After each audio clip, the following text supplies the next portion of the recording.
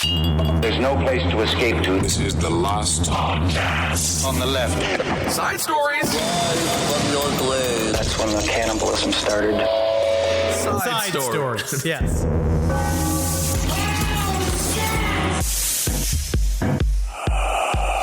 Kissel, here we go. Kissel, fucking pop quiz. All right.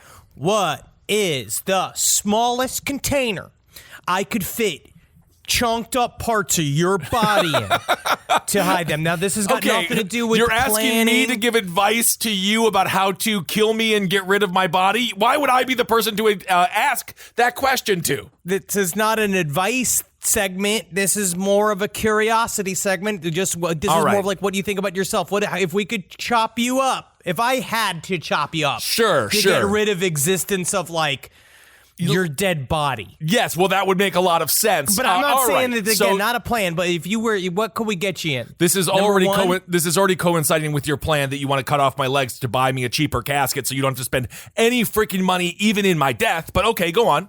I just don't want to embarrass you at your funeral at the sheer size of your coffin. Thank you. Know what I mean? I don't want to hear be like, look how fucking big that coffin is. Like, because you know everyone's going to be whispering it. If we have to get the extra large one, we want to find a way to, and we're not going to fully remove your legs. We're just going to cut them so that they can hinge up. Right. That's great. No, so thank you. You look like Dorf. That, Dorf on golf, Dorf on death. I'm fine with it. Thank you. Now the pastor won't go into roast mode, screw his eulogy, and just say, okay, let's make fun of the tall bastard. Not that I think a pastor will be the one going over or being the main speaker in my funeral, but I'm not in charge, so I don't know.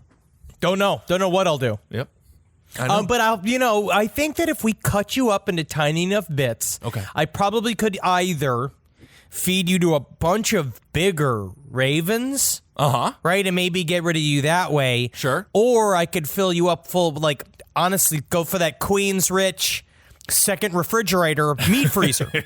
One of those, and leave it inside one of those, bag it up, freeze you up. You just kind of sitting there for a long time, because my mom has meat in that fridge since, like, 2012. Now that I think of it, H-Bone, screw the casket. I want the double meat freezer. That's how I want to be buried. Tape it up, put me in the ground, keep it plugged in, because I want to be on ice. Just like a cold beer that killed me. It's bad for the planet, but I will do it for you. I think you should be allowed to have that last wish. Thank you. Hey, what's up, everyone? Welcome to Side Stories. I am Ben with Henry. We have some crazy stories this week. What was something that 2020 didn't have? Well, serial killers. Except for now, perhaps we have one. It's crazy what's going on in Seattle. I don't know whether or not it's a serial killer or whether or not it's kind of like what they said when they found those mysterious bodies that were all lined up in Long Island a couple of years ago. Yes. I want to say that was like 8 years ago, where they said it might not be the lair of a serial killer, but it might just straight up be a place where people bury bodies, and two mobsters come in and be like, "Hey Frank, what are you doing? What are you dropping here? This guy cheated me at pool yesterday. Bury him over here. It's where the goals shit." Well, you should never cheat at pool. You're going to end up getting buried in Long Island. This is a question then for the audience and for you, Mr. Zabrowski. What's scarier? One serial killer dropping off all of their victims near the river, or just tens of people having one murder under their belt? I feel more comfortable if it's one person, because that makes it a lot easier to find the sociopath. Or, easier to avoid the sociopath. The one person idea, actually, I find much more scary. The other one, I find it's kind of, I have more of a feeling of a fostering sense of community. And allowing people to mingle once again. That's phase 4 is being able. Phase 4 of the release is being able to bury a body together. Well, speaking of bringing people together, theoretically, that's what social media is supposed to do. Doesn't really seem to be working. Seem to be working. That's also what TikTok is doing, and in this case, TikTok gave us a true crime saga. Look at this. All right, so this comes from this. I'm using the source from heavy.com. This is over the weekend, a TikTok video shows randonauting teens finding suitcase with dead body parts. Now, this was written by Jessica McBride. So, first of all, I'm going to just explain what randonauting is, because I also have just learned what it is. It is an app that you can download onto your phone. There used to be a thing back in the day. Okay. We used to have fun, and I think people still do more in the nerdier spectrum when I'm with you. People used to do geocaching. Or used to do like ARGs. We did an ARG. I was a part of an ARG called This Is My Milwaukee that turned into Bears Turns Bravo. And we had an ARG where coordinates for a specific meetup were hidden into the HTML of posted videos, and then internet sleuths would have to go into the source material, find these little coordinates, and then show up for like kind of fun ideas. And then geocaching is that people go search for something, right? They go search for something. I had a chance to go on a geocache treasure hunt. We did a bar hop along with it. It was super frickin' fun. Although now I think you would just get arrested for like being a peeping Tom, or just like, people now I think would be a little bit more scared if you're digging around a lamppost and you're just here. I'm here to find a Post-it note that has words of encouragement on it, officer. But that's what we're in a new surge of it. The last surge we saw was the Pokemon Go, right? Yes. Pokemon Go created the scary world of monsters everywhere, and they all are different colors and they're different sized wings, and you have to go, you're looking for them, and I'm like, I want to stay away from them. And now, of course, they're not real, Henry. No, they're right there. And of course, I'm looking at it. No, I'm making it real. Can you not play the app when we're recording, please? Also, you're 35 years old. Also, with Pokemon Go, speaking of dead bodies, a bunch of people looking for Pokemon found Poke-dead people, I don't know, or people with pokes in them. I have no idea what I'm trying to say. I'm worse than Hillary Clinton. Pokemon Go to the polls. But they found a bunch of corpses while playing that game. They did. And now we're seeing TikTok. Got mugged. And they got mugged and all that kind of stuff. So, but now we're seeing TikTok has had a fascination with a new app that is in the same world called, it's like Randonauts, I believe what the term is. And the idea is that, in the guise of stealing your location and search imagery, search information, what they're showing you is that it's this idea that you put your location in, you make an intent, like you think of something you want, like, I want to see something unexplainable, like I want to see this stuff. And then they believe that your mind can influence a random number generator. And there's a lot of studies the CIA actually has done in terms of remote viewing about the concept of, can your brain fuck with what random numbers do, like random number generators? Can you help steer them? And so what it does, the random number generators create like a set of coordinates for you to go to, and it's a fun little exercise for TikTokers, right? Where they're going out, it's helping people that are stuck inside during the pandemic. They're going out to go see the world, and they're these weird little corners. But one group did not find anything remotely fun. There's these two teenage girls. You see this video. They're all having a really good time. They discovered this little suitcase out in this rocky beach. And they're like, oh, dude, look, dude, it's a suitcase. Oh, it took us to a suitcase. And they're like, poke it. And the one girl goes down, she kind of scrambles down the rocks with the stick, and she's like, I'm poking the bag, I'm poking it. And they're like, okay, open it. Open up the bag. What I love the most about this TikTok video, obviously extremely tragic, we all know that. But the funny thing about this is the innocence of youth in the beginning, where they're like, what could it be? Could it be full of money? Maybe treasure? It's gold coins. Is it treasure? No. It's like, It's no, the this is 2020 and this is the real world. You don't open up a box full of cash. You don't open it. No, indeed. No, it doesn't work like that. Because as they open, they're like, open it up. And they're like, man, that smells bad. Mm-hmm. It smells real bad. Yeah, that's not And then they were poking, and they're like, oh, we should call the police. And then you watch them become adults. You watch the trauma set into these kids as they sit there and they're just like, oh my God. As they watch, and then it just cuts to all of these articles of these bodies figuring out. And now what they're saying is, one body was found inside of it. It was a black plastic bag. So they were all going, we saw inside of the suitcase, of course. They zipped up, they went to go find, later on, witnesses saw SPD zipping someone up or something into a full-size black body bag. So this is according to Seattle police, who are now investigating several body bags. So thank you to those TikTok gals who were just out there having a good time. You guys put on your detective caps. Unbeknownst to you, you woke up in the morning a girl, you're going to bed a woman. It's not good. It's not fun to be an adult. That's the ultimate lesson. So Seattle police have now found multiple bags. Officers responded to the call. This was at Elliott Bay in West Seattle. Police searched around and found a second bag floating in the water nearby. This is according to Steve Booty. He says there was Steve Booty. There was a police big old booty. I love him. He must love that. He must love getting that. I actually have a very small booty, and I have not enjoyed the last name Booty because they keep on saying I have a big booty, but I have a small booty. I tell you what, I sometimes go around, and this is more sort of my secret shame, just to stop once the heckling, is that I put a pair of balloons in my police uniform. That must be hard to sit down. I'm sick of being called Steve No Booty. Oh, you got a nice booty, Steve. This is what he told Como News, K-O-M-O News. He says, there was a police boat and an inflatable boat, and they had a hook, and they took plastic bags out. I saw them take out 2 bags. So you know your life did not end in the best circumstance when police are on a boat fishing you out with a hook. That is not a way I want to go. I don't want to be known as, Henry Zebrowski. He loved to laugh. He ended up as bait. Absolutely not. So it's unclear if these remains are male or female. This is what I'm going to say when it comes to the person who dumped these body bags. You got lazy with it. Aren't you supposed to dump these bags? You know for a fact this isn't the person who killed them. This is probably a lackey who... I mean, we don't know. We don't know. It could be the mob's son. Are you talking about we have a Corky Romano here? I think we might have a Corky Romano. You got to go deep water with it. And my understanding is, I mean, we don't really know, but you got to weight the bag. I didn't see any weights in the bag. So there was just a lot of mistakes being made. Unless it's low tide.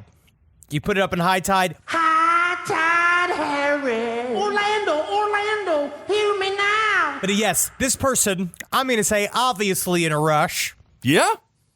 Not sitting, not being present. No. And that's why, I'm going to say this right to you right now. I don't want you to be covering up crimes. I don't want you to. But, we've all made a couple of mistakes in the past. And we've all had to figure out, maybe you didn't want to kill somebody. You had to kill somebody out of self-defense and you need to hide the body, right? Yep. If you need to do that, you sit in the car with the body for a second, breathe in 4 seconds, hold for 7 seconds. Sure. Slowly release for 6 seconds. Get in the presence of mind, really think about how we need to hide this body. Then you can really get yourself back in the game. But yes, it has to be weighted down. You should probably feed it to dogs. But when it comes down to this story, these TikTokers are really getting to the bottom of it. I don't know what the hell's going on. And who knows whatever the hell else Randonaut shits out. Because now we're going to start seeing whether or not is this the guy planting the bodies?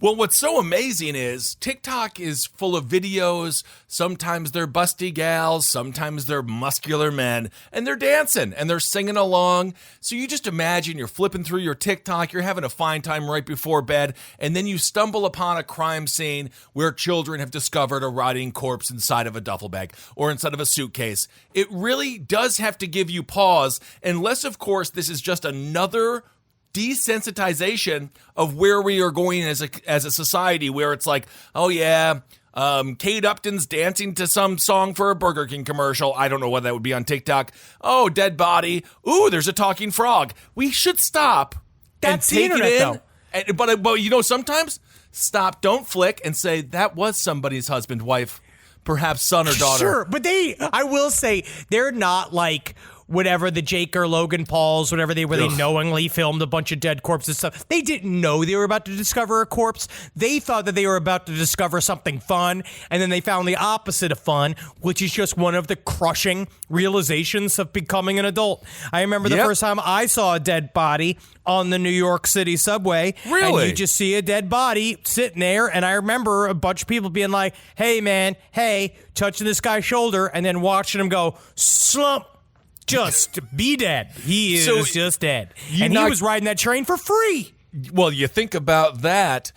You knocked him over, huh? You're just knocking over dead bodies? I was literally on the other side of the train car watching a bunch of guys because they were like trying to talk to this guy who wasn't responding. Right.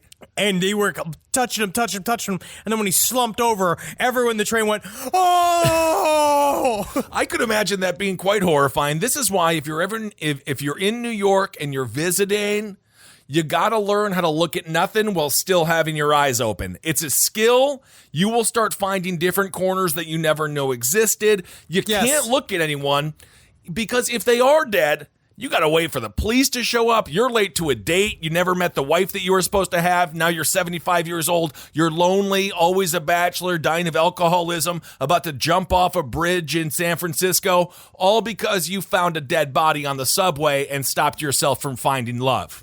Unless you searched a dead body and you found the hidden emerald of Gallant, and it gave you a wish of every wish that you ever wanted to come true, and you just had to find this gem hidden deep inside the butthole of a corpse on the New York City subway system. Well, that's just a coroner's good Sunday. But there is no way that diamond or jewel should ever be kept by you. Obviously, the person that held it died a horrible, horrible death. You know you get 3 wishes, and then the devil comes back and says, and now it's my turn to make a wish. And then he gapes you or something like that, or whatever the devil wants to do that day. It's just about you just find a way to make the other side of the wish something that you're into too. So say, oh, I wish to be famous for something only I can do. And then the devil makes you fucking famous from being the only person that can fucking like put your own dick inside of your own asshole, right? Like that thing. And then you just, which is cool, and people would like that. Right. And then you just fucking blast yourself every day until your life is shattered and you lose your job. But you understand you're having a good time while you're doing it. Lean in. Can you imagine? I don't think so the cliche 3 wishes thing. I want all the money in the world. I want to be famous. I want to have any partner that I want in the world. Can you imagine ever wanting to be famous? Because all you're going to do is all right, fine, you're famous, and your name is now Mel Gibson. It would just be a nightmare. And you'd be like, oh, I am famous, but it's like, God, I'm a fucking asshole. What? No! How did this happen to me? Be careful what you wish for. Speaking of somebody who's famous who doesn't want to be famous, Milwaukee PD criticized for old tweet congratulating cop who left the Dahmer victim. We put this up. This is from Newsweek. This came up last week. John Balzerac. There was the Milwaukee PD. Who's just, holy shit, man. This is so bad. The fucking police cannot do a single thing correct. No. They cannot do a single fucking thing correct. So just a little groundwork. Milwaukee PD. First of all, police departments don't need to be on Twitter. That's number 1. I'm sick of all of it. I don't like funny cop videos. I don't like any of this shit. I need none of them. So Milwaukee PD, in order to, I guess, be nice, said we are honoring 2 of our former officers with a combined 61 years of service. One of those officers, as Henry will explain, maybe doesn't need to be honored at all. It was police officer John Balzerac. Balzerac was involved in a deadly mistake surrounding the Jeffrey Dahmer case. This is the famous police officer story of the police officer that left the 14-year-old Konarak Simsomtophone with Jeffrey Dahmer, assuming that the boy who was nude and bleeding from the asshole was completely fine, and then the Donner, he just left him behind. Balzerac was fired after the incident, and then he was quietly reinstated in May 1994, and obviously the blunder tarnished his name and career, as it should have, but then you reboosted his name. First of all, never should have been rehired ever before. He should have been selling hot dogs. I believe at one point. Oh, I don't want a hot dog. I know. No food service. But apparently he was also named Officer of the Year later on in his career. And, as Henry alluded to, allowing this 14-year-old boy to go back with Jeffrey Dahmer, of course, early 90s, gay was icky. And he was just like, I don't want anything to do with it. Also, there was a racial component. There was a lot of African-American women, a lot of black women there being like, yo, that kid is bleeding from the ass. Jeffrey Dahmer is someone that we know in this neighborhood. He is very scary. He threatened to arrest all of the people that were there, being like, you got to arrest Dahmer and take this kid. You literally have the most infamous serial killer. You could have been. The irony is, he could have been a hero. This would have been. I mean, your father found one killer, and he still talks about it to this day. Yes. Like, if you are the cop that busts Jeffrey Dahmer, you got a lifetime appointment on CNN, MSNBC. You want to go on Fox News and be like their go-to cop? You can do that too. Hero cop. You would be that. the new superhero cop, the fucking horrible wave of honor that Rudy Giuliani, whatever he did, waved after 9/11, and now we're stuck with this fucking ass. Same thing with this bullshit. You could have been good, but you just absolutely fucked it up. You could have been, I believe it's Paul Holes, the man who found the Golden State Killer, correct? Oh, he's doing fucking what he's doing. Yeah, he's doing good. We met him a few times. He's a celebrity. This officer, because he didn't do his job, got, first of all, multiple people killed. I'm not sure how many folks, again, mostly people of color, mostly black men. I'm not sure how many of them were killed by Dahmer after this, but it's got to be, this is now Dahmer going into Berserker, I believe, because I was reading. I don't remember. Well, it's mid. He had already moved into Milwaukee, so he was already in the middle of it. I don't remember where it fell during his time period of crimes. A large number of people could have been saved if this cop just did his job. Dare I say, the easiest day to be a cop is when someone runs to you, 14 years old, bleeding from the anus. From the asshole. Being like, hey, I'm being abused. I'm in the presence of a serial killer. That's like, how you be a hero. Did you just it's like, did you just do Uber Eats my job for me? Because this is the easiest delivery I have ever had in my life to arrest a serial killer. This you don't have to be freaking softball hero moment. So easy. And then he could have made it seem it was a dark, dark night in Milwaukee, stormy. I knew. I could tell just by the way he was looking at that little kid. I knew he's about to eat him. He's about to licking his lips. He could have made himself out to be such a genius. I usually don't take a left down that street, but today something drew me down. Maybe it was the sunlight, or maybe it was the moonlight. Now he just gets to, God, and now he gets to peacefully retire. It's fun. I think that the lack of justice here in this country is really helping it. I think where it's really helping just how little justice is happening any way, shape, or form. We still have the cops that killed Breonna Taylor are completely without any. We got the one guy fired, but that's it. Nothing else is happening. Nobody's helping anybody. Well, speaking of justice not being done, there has been another Sasquatch sighting, and by Sasquatch, I mean Ghislaine Maxwell, of course, the woman who supplied Jeffrey Epstein with all of his young ladies. This is our next segment called Yeah. When is this bitch? When is this bitch? When is this bitch? Where is this bitch? That's a great television show for children. And of course, young ladies, I mean young victims. Ghislaine Maxwell, she is reportedly hiding out in Paris, France. Evidently, this is according to according to someone who reached out to The Sun. They say Ghislaine Maxwell has been leaving every month. So staying in a place for a month and then dipping out, trying to get people off of her trail. Why is she not arrested? That's somebody else I don't understand. Why is she not somewhere with the cop? Well, that's what's so interesting. If The Sun, a tabloid, can figure out where she is, I'm assuming the cops can too. This is what the source told the tabloid. Ghislaine is moving locations every month to keep private investigators off her tail and staying at residences of trusted colleagues and contacts.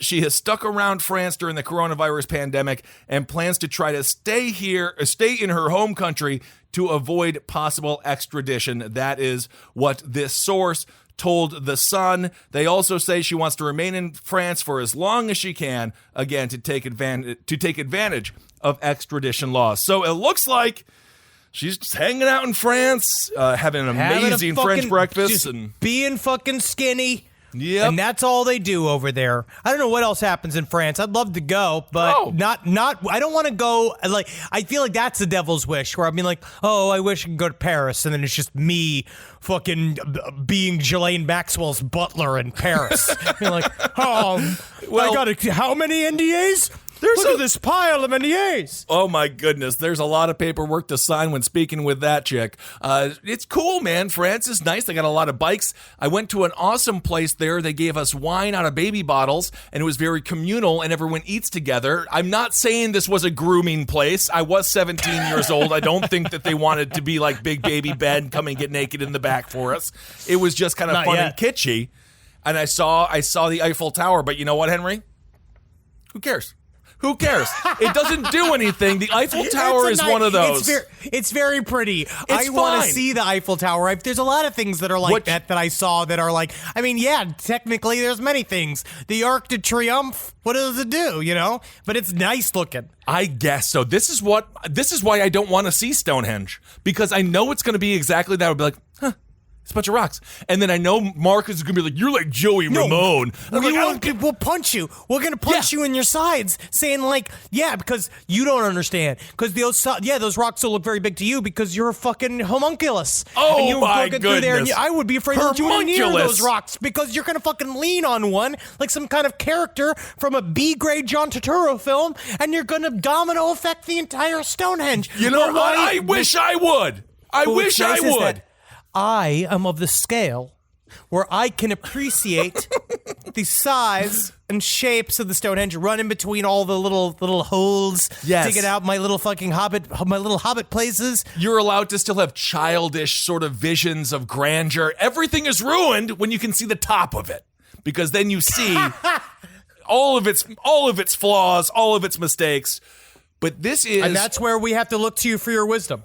No, I know that. But the thing about France, the thing about the Eiffel Tower is what you don't realize. It's just like New York. All of these like sidewalks in New York, all of the romance. New York in the summertime smells like an outhouse. Everywhere you go is covered in trash. You're stepping in dookie. Romance in France is the same way because you got all the water, you got all the canals, you got all this trash. It's not. I love it, but I'm just saying it's like it ruins. You just are looking for romance. No, I think that's what this is about. I think what it comes down to is that what you are suffering from is a lack of a sense of romantic mystery and your day-to-day. And the idea of catching the glance of a stranger or being with a person you're intimate with many years and maybe discovering new corners of your intimacy deep within the canals of France. No, buddy, I'm telling you, ever been on a gondola in Italy? I love boats. All right. I'm fine with them. I mean, I would love to do it. I'd love to heckle the guy and be like, faster, faster. And then I would do a lot of like, follow that guy. Here's $50. Follow that guy. Yeah. Follow him. I'd have a lot of fun. You're going to end up in a bag, zipped up in a briefcase, found by TikTokers. And they'd be like, why did you die? And then the guy who runs the gondola would be like, he was Polish and annoyed. And they'd be like, you are free to go, sir. I just put him on the pile. Free to go. Here's another story that I don't know. I'm just going to throw this out there. This one's crazy. We looked up MacLean's. This is a story that I don't know what the hell's going on. It's another one of those. There's just so much fishy shit happening right now between the fucking lynchings, between all these kind of stuff. There's so much stuff that is really unexplainable and but also or highly explainable, and we just can't see it yet, and it's not being revealed to us. This comes from Canada. This is the Nova Scotia shooter case. Of course. No, this was he finally got named Gabriel Wortman. And just a reminder for those, the Nova Scotia shooter, it was a one-day rampage. I believe he killed around 9 or 10 people, mostly relatives of his. 22. No, he killed 22 people 22 all over. People. No, it is the biggest massacre in Canadian history. He killed many people, both people connected to him and randomly, stealing people's cars. Crazy story. Yes. He was dressed like a mounted police officer. He had a facsimile Mountie car, which is part of the reason why people thought he was a cop. It was a very scary story. But there is this story that came from MacLean's. Now, I looked up MacLean's to try to see how reputable this is. I was like, please don't let this just be fucking Canadian Breitbart. But it doesn't look like it is. It looks like it's legit. And they say that the killer, Gabriel Wortman, withdrew $475,000 in cash from a place called basically this Brinks stores, right? He went to a Brinks Depot in Dartmouth, Nova Scotia on March 30th, which I believe was the day before. It was like a couple, like 20 days before the shooting, right? And so he picked up in just these duffel bags that show security cam videos. So he went to a Brinks Depot, which is where the bank gets their big piles of money, right? And what this kind of shows, it is very similar to the way the RCMP pays off their informants and confidential agents, right? They have all of these people working undercover. Yes. It is really, really strange. They don't know how he got access to this money. This is not a way civilians normally get this money. There's several mounted police officers that are speaking anonymously, saying because the official line is that the mounted police says that we had no connection with Wortman. Right. But now they're saying, well, how the hell did he get access to this amount of cash, especially since his job description of the most Canadian word possible, because he's a dentist, but they called him a denturist. Denturist? So this is according, and again, the RCMP is basically like their FBI. It's a huge thing in Canada. You don't want to have contact with them, basically, because if you do, you're in trouble. You're in trouble. This article is written by Paul Palango, Stephen Mayer, and Shannon Gormley. All right. So this is the McLeans reported that this money came from the CIBC Intria, a subsidiary of the Chartered Bank, and this is a quote. The money transaction was, quote, consistent with how the RCMP funnels money to its confidential informants and agents and is not an option available to private banking customers. That is why it's like, okay, then who is this? And we're not saying that he was an RCMP plant or anything. We don't know, but it's just highly strange. It's just really, really suspicioso, and we don't know why. It's like there, and I love it. So this is one of the fun witness testimonies that came from a person who works at the bank from the CIBC. Who basically, they said a retail banking expert that they spoke to. Could have been a teller, who knows? But it's just such a Canadian witness testimony that I wanted to read it. Yes. Now, when you come into my branch, you want a ton of cash, right? Then I say, well, you got to give us a couple of days. We put in our Brinks order. I order the money through Brinks, and that's when the money arrives. You come into the branch, I bring you into the back room, I count the money out for you, right? Sending someone to Brinks to get the money? I've never heard of that before. The reason is, if I'm the banker, and you've deposited your savings in my bank branch, I'm responsible for making sure the money goes to the right person. If you want this money, I'm going to have to verify your identity and document that.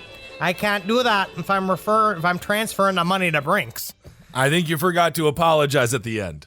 Well, that was the big thing, is that they're trying to say they had basically issued a formal apology for the RCMP. They basically saying, like, sorry for not catching this guy in the first place, which is, I guess, a huge deal in Canada. Well, he took out damn near $500,000. It's extremely strange that after you take out enough money to just go on vacation basically for life, go to Punta del Este, go to Uruguay, go do anything you want with $500,000, and you get yourself 30 years of fun beach living. But that's the Marvin Heemeyer story, too. The Marvin Heemeyer story, too, is that he fucking had $375,000. He had already gotten everything that he wanted before pulling the trigger on unleashing the killdozer on everybody. He got everything he wanted. You just became some kind of... the term is bitch baby, but he was a bitch baby with a killdozer. That is just one of the fucking... that's a very powerful bitch baby. And then this guy... very powerful. What the RMCP is trying to say, the one thing that kind of fits with Wortman is that he was obsessed with the Mounties, and he dressed the Mounties. And that's part of the reason why they think they might have some kind of secret relationship with him, was because they never investigated the fact that he had illegal arms on his, even though several people had called in saying that this guy's got fucking assault rifles on his property. And also no one prosecuted the domestic abuse he committed on his wife, which is, that just sounds like just unfortunately normal police work, where they just don't serve those things unless you're punching somebody in front of them. But they're saying it might also just be somehow in his obsession with being a Mountie, maybe he figured out a way to fool these people. Like maybe it goes that far, but it's really, really strange. Also, who knows where he got that money from? Maybe he could have been saving it. We're talking about he might have been some kind of doomsday prepper. Well, he could be a doomsday prepper. Would not be surprised. That oftentimes goes with hoarding firearms. And again, I'm not against having a couple of firearms. As a matter of fact, I plan on getting a large one day for home protection. And if you can snipe them from your kitchen, Technically, that's your land. I don't That think is that's your land. true. I don't think that's right. I don't But think so. according I think to- that is incorrect. That Yes. is incorrect.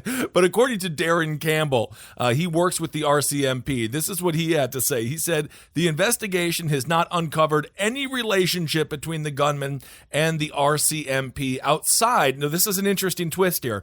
Outside of an estranged familial relationship between the gunman and 2 retired RCMP members. So Yeah. he says that we have no connection. But then he's like, yeah, well, he knows 2 of them that were retired. But they were friends with someone that he no longer talks with. I don't know. It's just very, very suspicious. No one really knows where this money has gone. I guess he didn't give it away. It is just Jessica Davis, a former senior strategic analyst for the CSIS and president of the principal consultant at Insight Threat Intelligence. She had this to say. She says, in the lead up to the terrorist attacks, people do withdraw large sums of money to prepare for the attack or to give it to someone else, like making final preparations. So, and it's quite possible. Maybe and that's what I'm saying. It's quite possible that he just had been saving all of this fucking money like a crazy person. Maybe. And had went and bought all of his ammunition and had done all the prep. That is quite possible. The main thing that it's fishy is why did he get it from the Brinks Depot? How did he get it from there? And that's the one thing, which is just another, I guess that's another mystery that goes to the fucking grave. We'll find out. Maybe. I don't know. Maybe we'll find out. But I think that's going to require deeper digging. Okay, well, let's switch stories let's do a lighter story really quick here. This is a story that's near and dear to all of our hearts because it involves booze and it involves adorable monkeys. This is a, by the way, if you're going to read the New York Post, and I do recommend it because you do find little tidbits. A story like this is where New York Post, it's just like, this is New York Times, peak New York Times. This is like... This is where they are really comfortably the top of news. Without a doubt. So New York Post, Hannah Sparks, she writes, drunk monkey gets life behind bars for attacking 250 humans. Oh my goodness. This is a monkey named Kahlua. This is in India. I think this is in India. First of all, Kahlua is the cutest name for a drunk monkey ever. It's like, really is it's cute. like if if Jeffrey Lebowski had a monkey, he'd name it Kahlua, and they would have their White Russians together. So cute. But apparently, it attacked and teared through 250 people and it killed one while on a fucking rampage. Yeah, dude. In India. So I guess this is according to this article again. Apparently the monkey belonged to an occultist, and they say that he supplied the pet with a regular diet of hard liquor and possibly monkey meat. So I'm actually going to criticize the New York Post a little bit here because we got ourselves a cannibal monkey. This is a cannibal. Honestly, that should have led. That should have led the headline. Yes. So the owner, who again, this is a supposed occultist, he was found dead. The monkey was like, what the fuck? Where's all my booze? So they think that this was the monkey going through violent withdrawal. Took his aggression out to people walking the streets. Oh no, Kissel, don't quit booze. I'm never gonna. Well, I might have weed to. off. You might. The doctors and the police might tell you. So he was attacking people, but strangely, he was particularly attacking the faces of women and children. So That's not good. That's what gets you arrested right there. It was just going crazy. Kahlua, 6 years old. They finally did. They didn't kill it, which is amazing. They arrested it. How do you arrest it? Do you get little cuffs? I don't know how they arrested the monkey. I just give it a banana and just wait for it to get tired after eating it. I have no clue what they do. But this is what happened. So it was ultimately brought to Kanpur Zoo, where he remained hostile towards female zookeepers. I have a feeling this drunk occultist taught this monkey about men's rights. I don't know what happened. This guy just he made a mean monkey. Yes, he did. So this is according to the zoo doctor, Moed Nasser. He says, we kept him in isolation for some months and then shifted him to a separate cage. There has been no change in his behavior and he remains as aggressive as he was. It has been 3 years since he was brought here, but now it has been decided that he will remain in captivity for all of his life. That's how he did it. I mean, technically, I'm going to say that he was doing it on purpose. He was trying to get 3 square. He didn't want to go back to the public sector. He wasn't ready, man. He didn't want to fucking. He wasn't ready for the outside. He needed to stay in the pen. That's what happens. Fully institutionalized. He's got some. We did this to him. We did it. Ranting, alcoholic occultists screaming at him all day, and then he's alone. And I'm surprised he didn't eat the man that used to take care of him. Start nibbling on his hands and stuff. They didn't mention that. But this is an interesting part of this story. They are testing monkeys when it comes to COVID because apparently they have a natural immunity after exposure to the virus. So perhaps this monkey, yes, he killed one and injured 250 people, perhaps maiming them for life. But it is also possible he's part of the cure for the coronavirus. So look at that. look at that. You know they're going to run a bunch of tests on him. But he's so cute. They got a picture of him, and it's hard to be mad at something so cute. But then you do realize they will rip your face off, and they start with the soft tissue. So they'll rip your testicles off. Like the first thing they do is like eyes and nuts. So it's not fun. It's so scary. It's so scary. The idea of a little thing being that evil, like something about it, because it's also like it's a 2 foot tall, cute little creature that could just fucking rip your nose off your face, and it's coming in for a while, like because all of our reactions would be like, oh, come here, Kahlua, no, you piece of bread. Oh no, Kahlua, no! Kahlua, no! I was good to you, Kahlua. I don't know what they sound like. I was good to you. It's very scary. I was good to you, Kahlua. Oh, my goodness. Danny Trejo, Halloween 2. Yes. I was good to you, Michael. Yes, I was good to you, Michael. Rob Zombie, I love him. But next week, anyway. I want to do a little bit. Next week, I'm going to do a little bit of a roundup of more UFO stories because we had a couple. Someone sent me some videos from a guitar player that they follow on Instagram. Okay. That was some of the best UFO footage I have seen in a minute. Really? Okay. That is, I'll show it to you off air so you could see, but I want to find a way to put them out there. Yes. Because I can't speak towards the rest of his Instagram profile. I have no clue if it's good or not. But these videos of these UFOs, and I'm talking about exactly what they were talking about in Brazil, those like porcelain squares, weird bleeding lights. I have to see whether or not that they are real or not. I think that's one thing I want to check, just kind of see. Everyone's going to attack it anyway. But it's just, there is some UFO shit happening. Absolutely. Right, and if you because the Brazilian military, there was a leaked document that came out. Remember we talked about the blue haze UFOs that came out was probably like a month ago? They came out and said there was some weird document that was released that I don't know whether or not, again, I don't know if it was real or not, but they also were talking about how there were what they called intruders out of these ships. There's weird shit going on. And if you want a little bit more insight on all things strange, if you go to our Patreon, you can listen to an interview that Henry and I did with John Tenney. Really cool guy, super interesting. You might recognize him from Hellier. And that guy, he's been investigating paranormal for a long time. And his life story, we kind of get into that a little bit in the beginning of the interview. Really, really fascinating. Had a near-death experience very young, and that sort of led him down the path that he is on now. So if you want a little bit of a little appetizer whenever we talk about paranormal, you can always listen to that. And I know we have some paranormal stories coming up here in the future when it comes to Last Podcast on the Left proper as well. Yeah, our Summer of Strange is continue. Absolutely. All right, is it time for Hero of the Week? Yeah. All right, let's do Hero of the Week.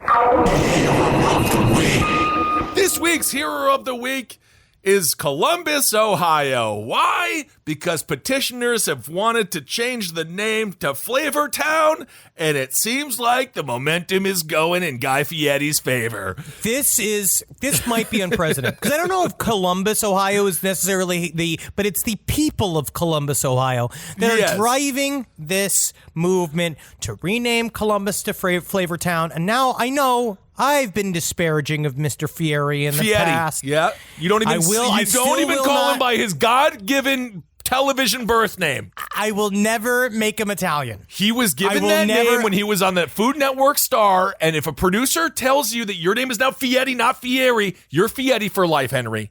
I get it. It's the only thing I'm holding on to. My last shred. It's my last shred. But what I will say is that if you rename Columbus, Ohio, Flavortown. There is no fucking way we won't shoot a live special. Oh my God! Of course, to be I might move from there. Flavortown. So there is a change.org petition calling on the mayor. The mayor's name is Andrew Ginther, to rename the city of Columbus to Flavortown. Now, if I'm the mayor, okay, it's like, oh, I might get some political pushback, sure. But then you could also be the mayor of Flavortown, which is so much better. Of Flavortown. But technically, I think that if you're the mayor of Flavortown, you automatically become guilty of some form of sexual assault. Guy Fieri. Guy Fieri is Guy Fieri's not. I'm talking about the mayor of actual Flavortown, because the only way you could get past being mayor of Flavortown is you have to be like a cartoon pelican. Well, you have to have no genitals. Well, I don't know about the genitalia on Mr. Ginther, but this petition was started by a 32-year-old former Columbus resident. This is what they had to say. They say, Columbus is an amazing city, but one whose name is tarnished by the very name itself. Its namesake, Christopher Columbus, is in the bad place because of all his raping, slave trading, and genocide. Now, Fuck that's Columbus. not a proud legacy. Why Honestly. not? Yeah, he says, Yeah, why Christopher not? Columbus is going to fuck himself. Like, technically, we're going to probably do a Last Podcast in the Left episode on him at some point. Well, he didn't even find America. Why not rename the city of Flavortown? The name is twofold. For one, it honors Central Ohio's proud heritage as a culinary crossroads and one of the nation's largest test markets for the food industry, that means.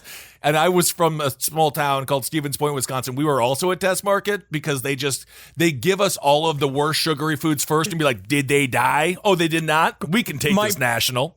My parents also are in that. They're in a town in Florida. It's the same thing where they get all of the rollouts. It's like my mom's like, oh, Henry Thomas, did you try it's a pancake burrito happening at McDonald's. And I was like, Mom, stop.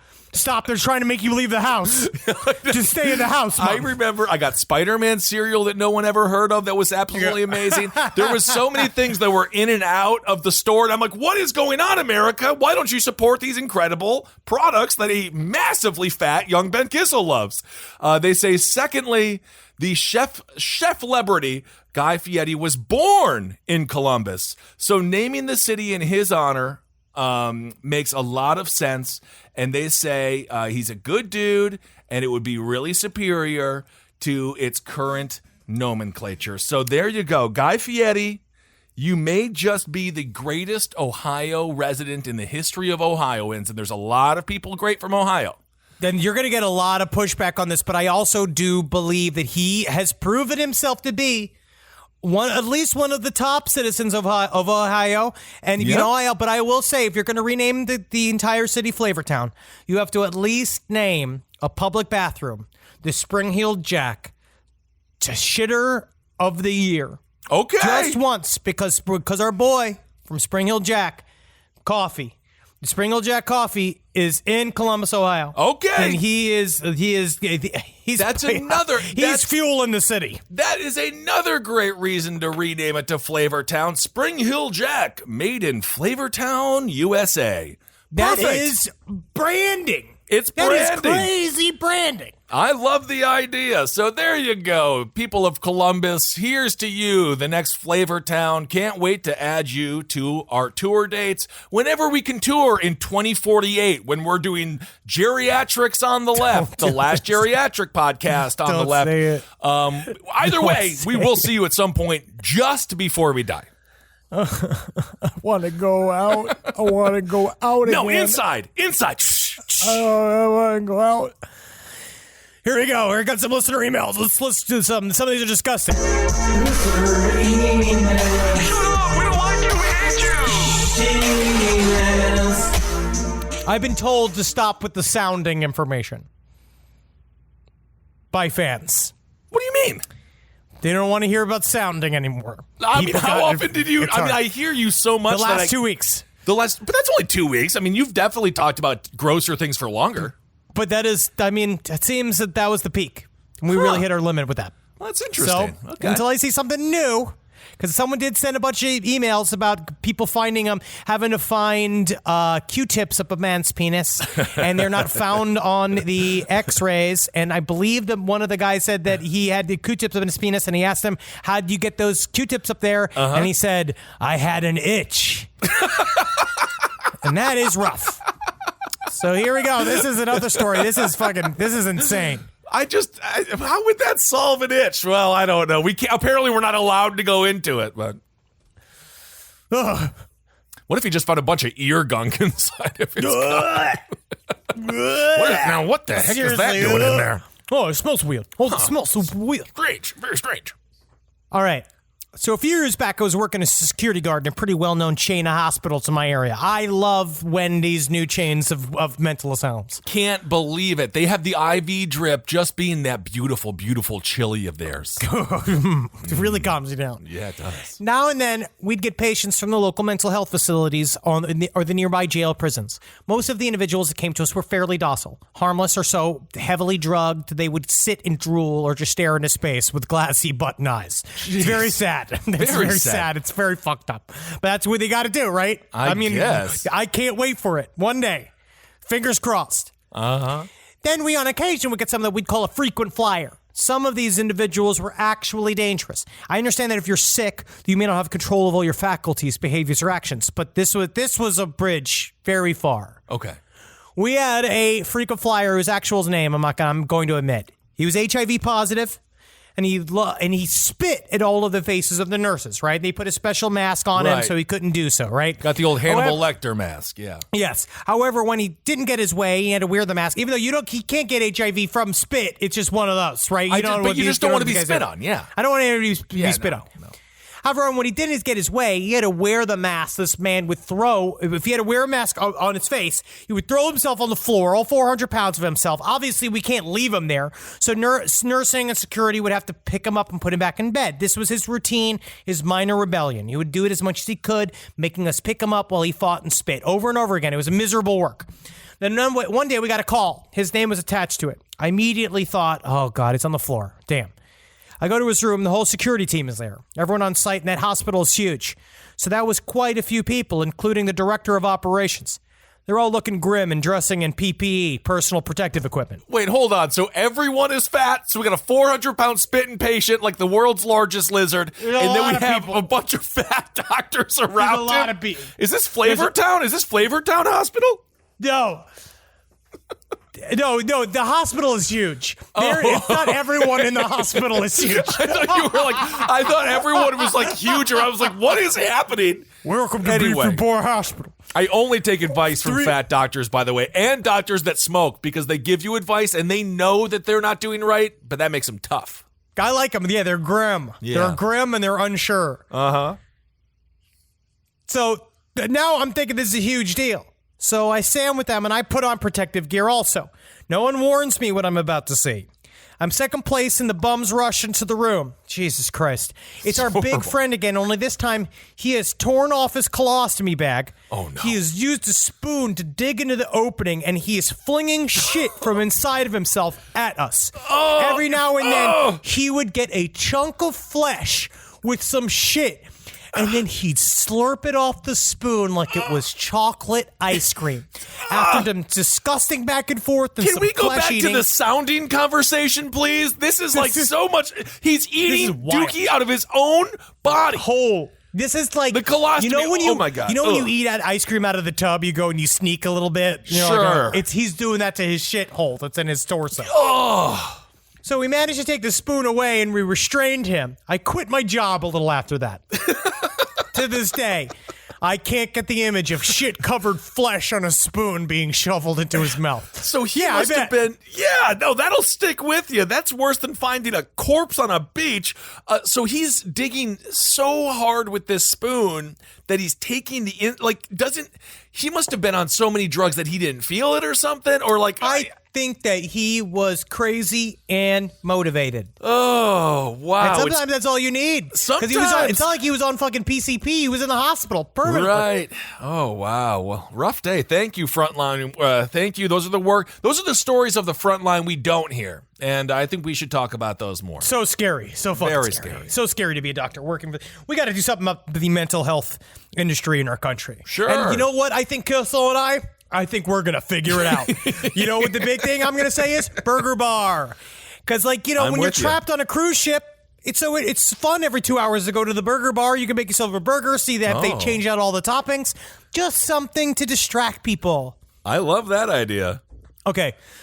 Now, here's a story of how my dad, maybe one of the first service members to witness the UFOs that you most recently discussed on the Side Stories episode, Space Poltergeist. In 1973, Dad joined the Coast Guard, and while serving on a base in southern Alaska, he had his first encounter with the otherworldly. The story goes that around midnight, Dad is taking a walk on the road leading away from the Coast Guard lighthouse. Being winter in Alaska, the road is covered in ice and compressed snow, and early in the day they ran the plow, so he is surrounded by shoulder-high banks of snow. He is also on alert because bears. So he's walking along, enjoying an uncommonly quiet night and the full moon, when he suddenly feels he's being watched. He stops and looks around, worried that he has walked into the sight of a polar bear. That would be fucking scary. Definitely. You got to get away. He sees nothing. He continues walking, but then he hears something. He describes it like a whoomp. A heavy noise, almost like a large animal exhaling, or a huge bellows being worked, like a whoomp. Again, he looks around. He looks around and he sees nothing. But he hears the sound again. He's now shaken and reminded of just how alone he is, and decided it might be time to start heading home. Yeah. As he turns around, he becomes aware of something above him. He looks up, sees a large object hovering a mere 6 feet directly above his head. He has no clue how it got to be there without his notice. He had been looking at the moon just moments before. The object was white and maybe 20 feet long. He describes the shape as being like a fat or puffy cigar. As he stares open mouthed and trying to evacuate his bowels, and trying not to evacuate his bowels. Yeah, thank you God. Never tried to do it. Well, I mean, maybe if you don't want to be abducted, just take a big dump in your pants and they'll leave you alone. Nice, I don't know. It keeps you moving. Yeah, sure. As he stares open mouth, he hears the sound again. Whoomp. Clearly coming from the object. At this point, he decides it is time to get gone. As kids, our favorite part of the story was how he ran so fast that his heels were kicking him in the butt. And he just straight up says, "Wait, so he ran away? Like with his heel? I mean, that's not even the fastest way to run." No, it's dangerous. Technically, you got to be careful of your hamstrings. But what he says here, as soon as you saw the Pentagon releases and the videos that showed the small white Tic Tac, whatever the fat cigar, he said, that's exactly what I saw. All right, well, we'll just do a couple of emails this week. Thank you so much for sending those in. Love to hear from you. Those are freaking trippy. Both of those stories are trippy and strange for totally different reasons. There's just so much in life. There's so much in life. There's so many different experiences we can all have and share, and that's one of those that you're just like, it's just something about the shit-covered lumps of flesh going to the man's mouth like a bunch of ice cream that also fucks with me. Sure, I mean, makes me truly upset. You have the majestic world of ufology where you look up in the sky, you see an enlarged Tic Tac, and it almost makes you forget that at some point you saw someone dig into their own flesh like it was the world's most disgusting buffet and eat their own flesh and shit. So that is the wonder of life, isn't it? This is why if you are thinking about ending it all, you're done with life. Never forget, at some point, you may be able to see either of those things. And if you don't know. You don't know. You never know. Sometimes, like you'll do something fun like, I saw across the street a guy in a full open window, totally nude, having a normal conversation with what looked like his family. So I don't know what it was, but it wasn't yelling or anything, and I got to see that. That's a nude house. And yes, Norman Rockwell didn't paint that because he was a very stuffy conservative man. But that's a wonderful thing. That's a wonderful thing. The nude family, whatever the rules are that are established within that home, then it's all things go. Unless, of course, those rules are very disgusting and felonious, in which case you gotta get out of there. But anyway. I try not to stare. No, that's good. I think at some point it becomes... at what point is it illegal if they are just clear of you? Because obviously in New York, for anyone that's visited, if you're on the bottom floor, you live in an apartment, your windows are open, you are theater for the world. Anyone can see you. Going into my kitchen, and I had no curtains, and I was living with our friend Carly and Jeff at the time, and she had the cat, and I was going through a phase where I was sleeping nude. Sure. And I remember emerging into the kitchen completely nude, didn't even think about it, picked up the cat, stroking the cat, normally petting the cat, and looking across and just seeing a man at a copier, because it was an office across the street from where I used to live, the very first apartment I ever had, just looking at me, like over a copier, as I'm just petting the cat completely nude. And I just feel like he might have been jealous, but he didn't understand that I was scarily out of work at the time. And you still had roommates, Henry. Were you not concerned, Jeff? They were there. They were out of work. So never trust your out of work roommate, and hide your cat. Apparently.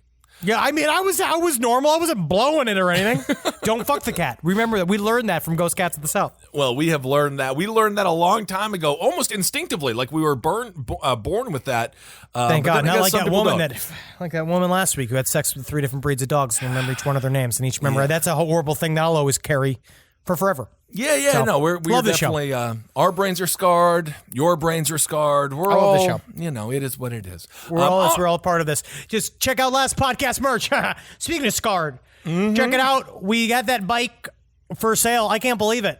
It immediately sold out. I had no idea there were so many bikers. Not that Henry and I don't bike. Marcus bikes, but I was like, I don't know, is anyone going to buy a freaking bike? And I guess we did. I guess a lot of people did. I guess we did. It is wonderful. Thank you guys so much for your support as always. Yes. You're there for us. We're there for you. Thank you so much for listening to our bullshit. Absolutely. And so that's why it's important, man. You got to live every day. Mm-hmm. Live every day like you could potentially, by a witch's fucking whim, be transported into the body of another human. What would you do then? If I was transported to the body of some buxom model, what would I do then? I would probably spend hours in the bath. You know what I mean? But I'd be kind to me. You would have to, is it still your brain? Yes. Oh, that would be horrific for you, buddy. I would just be showing them to a bunch of you know what? I'd be showing my breasts to a bunch of homeless people to make them smile. I don't know if that would end well, but sure. Wouldn't that be nice? You could do that now. And I would be laughing about it. I'd be like, hey, boss. Hey, boss. Because it'd be weird if you could transport into another body, but your voice stayed exactly the same. So we'd be like, hey. Like it was just me looking like fucking Demi Lovato or something. And I just showing them. You know what I mean? That'd be great. And you just gotta love the twists and turns life will take. Yeah. You know what I mean? Because one day, you're loving your life just fucking being a shoe salesman. Outside, you know what I mean? You're selling shoes next to the highway. Sure. The next day, you're fucking finding a bunch of bodies in a fucking suitcase. Look at playing an app on your phone. Look at that. Live, laugh, love. Anything can happen. Anything can happen every day. Anything can happen. That's right, folks. Also, when it comes to merch, we got new top hat shirts out there. So check those out. It's Abraham Lincoln. It's a skull. It's vomiting the American flag, or at least a flag. All right, everyone. Thank you so much. That was done by our friend, What a Gas. Yes. We're going to give it to Andy Org, man, because we forget that he fucking has designed so many things for us for over the year. He also did the side stories. New art as well. He's very talented. He's very talented. I have no idea how any of you people create anything because I watch those drawing videos on Instagram where they're like, it's going to become 3D. And then you see when the object becomes 3D in your brain. And I'm like, that's witchcraft. How'd you make that 3D though? Like, how come it looks 3D now? Because I just saw like 4 seconds ago, it wasn't 3D. And it still confuses me and it makes me angry. People got skills. Yeah. We just don't have very many skills. We literally just yell. Yeah, that's true. All right, everyone, hail yourselves. Hail Satan. Magustalations, one and all. Hail. Also, a final thing. I mean, I hope that everyone's still listening. Thank you to the creators of Last of Us 2. The Last of Us 2. That's the sweetest thing in the world. I can't fucking believe this. We'll talk about it a little bit when we do the relax fit with Marcus, because he's the one most affected because he was playing the game. Because I haven't gotten to that game yet. I haven't played the original Last of Us either, and it is just. But I mean, I know that made Marcus. It made his year. It's insane. I have never experienced anything like that. It really is kind of humbling and nice to see that we are doing what we can to entertain people as genuinely as possible and see the effect that it has. And I hope that we can continue to do that for as long as possible. I hope so, too. All right, everyone. I'm going to do another Hail Yourselves. Hail Satan. Magustalations. Hail man. Thank you for listening. Drive safe. Watch out, there's a deer in the road. Don't scare people for no reason. This show is made possible by listeners like you. Thanks to our ad sponsors, you can support our shows by supporting them. For more shows like the one you just listened to, go to lastpodcastnetwork.com.